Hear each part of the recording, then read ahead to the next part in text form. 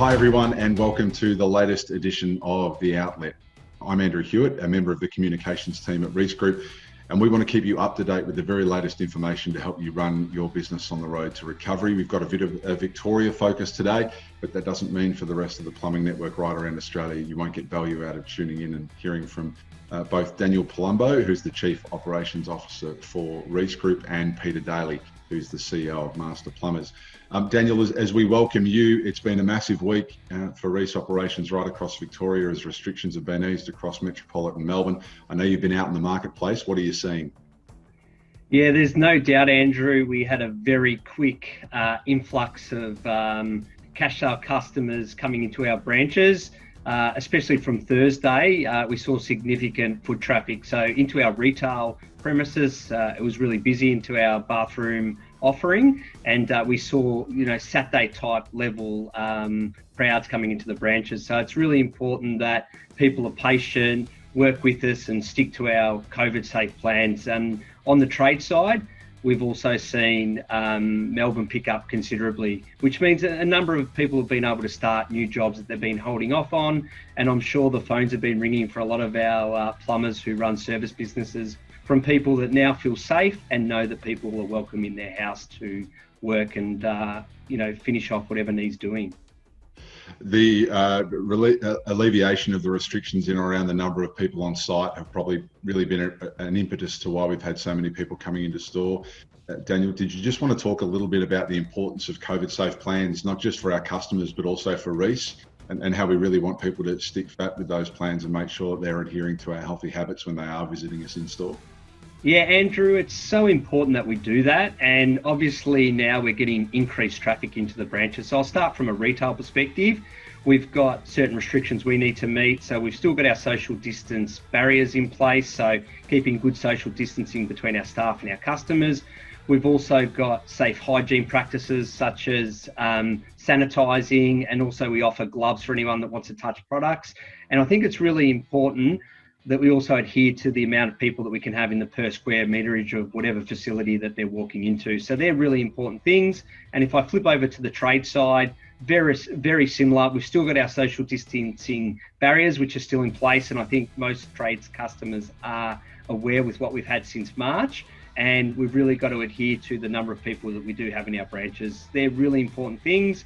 And also, where possible, we're still trying to deliver a contactless delivery, so giving you goods from a contactless point of view, which is really important and safe for our customers. And we're also setting up our cafe bars and our areas to be as safe as possible. So just instructing people and really assisting them in what healthy habits are around those areas. So sanitising, wiping down coffee machines and taps and things that they're using in that area. And Peter, it's clearly been a busy time for Reece and our customers. I can imagine just how frantic you and the team at Master Plumbers have been in the past week. Yeah, mate, it has been. And as usual, the challenges have all been around helping government understand how the industry operates and what's important. And we've had some massive wins this week in Victoria, where we actually joined the rest of the country, in being able to get on and do a lot of the plumbing work and meet a lot of the pent-up demand that Daniel's talking about. So the big changes in Victoria this week have been around owner-occupied premises. You can now, as a plumber, go and do work at an owner-occupied premise. Ideally, the owner or the occupants of the house aren't home for that day. But even if they are, you still are allowed to do work on kitchen and bathroom renos, as long as you meet all the COVID safe plan requirements. You're able to isolate the area by closing a door and putting draft stoppers in, or putting up a plastic sheet to make sure that there is that physical separation of work. So that's been a great one. Also, the restrictions on the number of people per site and travel between sites have been eased. There's still a restriction needing a permit to travel to and from Melbourne and regional Victoria, but other than that, the restrictions that have come off have been enormously beneficial for the industry. And I'm not surprised that you're seeing a bit of a rush in the stores from both consumers who are desperate to get their work done and the plumbers who are desperate to actually get on and deliver those services. I think it's all going to be about COVID safe plans. Peter, you touched on that, as did Daniel. What support's available from Master Plumbers if there are some customers who are either a little bit confused or aren't aware of how critical it is to have the COVID safe plan in place for contact tracing should we experience some more instances of the virus across the state? So going to plumber.com.au, we've got a whole stack of templates and advice and links there for everything that a plumbing business would need.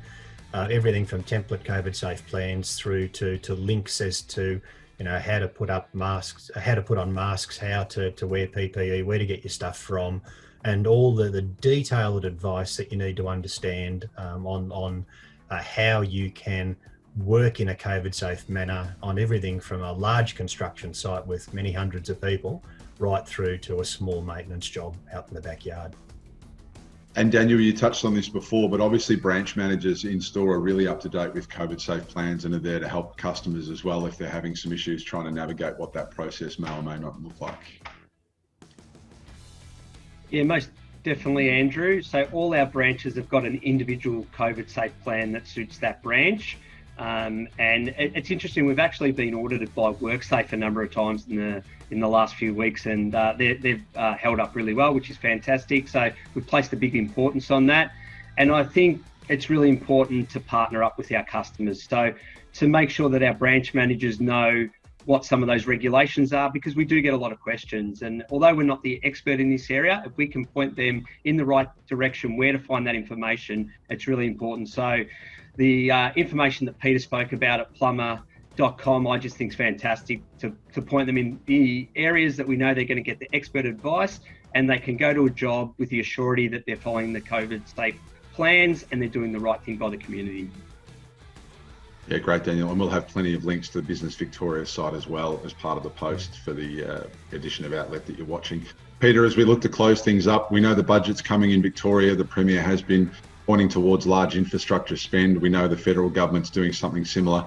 Are you guys there to help out if some of those small, 1 to 5 person operations are looking to tap into what some of that infrastructure investment might look like to keep their business going? Yeah, absolutely. We're hoping that a lot of the investment is in things like social housing and schools and the like. So it's not all necessarily on massive road projects and massive big buildings and public infrastructure. I think there's plenty of scope, hopefully, for smaller firms, subbies to get involved in all of this. And absolutely, we're there for everything from occupational health and safety advice through to contracting advice and giving you a bit of an assistance in those relationships that are so important between subbies and head contractor. I really appreciate your time as always, Daniel and Peter. Thanks very much. Stay safe. We'll see you for another edition of Outlet very, very soon.